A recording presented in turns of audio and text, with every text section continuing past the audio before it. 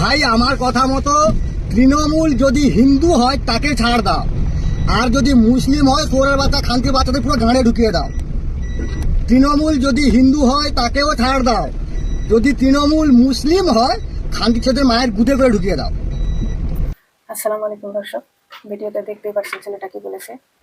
এখানে যদি হিন্দু না হয়ে একজন মুসলিম মানুষ হয়ে যদি এভাবে হিন্দুকে নিয়ে একটা মন্তব্য করতেন তাহলে কি ব্যবস্থা নেওয়া হতো, আর এই ছেলেটার পক্ষে বা ছেলেটার বিরুদ্ধে কি ব্যবস্থা নেওয়া উচিত আপনারা কমেন্টে জানাবেন।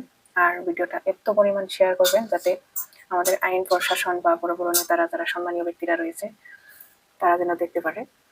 আশা করছি তারাই ছেলেটার বিরুদ্ধে কিছু অ্যাকশন নেবে। আর হিন্দু মুসলিম বিভিন্ন জাতি ধর্ম মিলেই দেশটাকে ভবিষ্যৎ উন্নতির দিকে আগ বাড়িয়ে নিতে হবে, এটাই আমাদের কর্তব্য। জয় হিন্দ।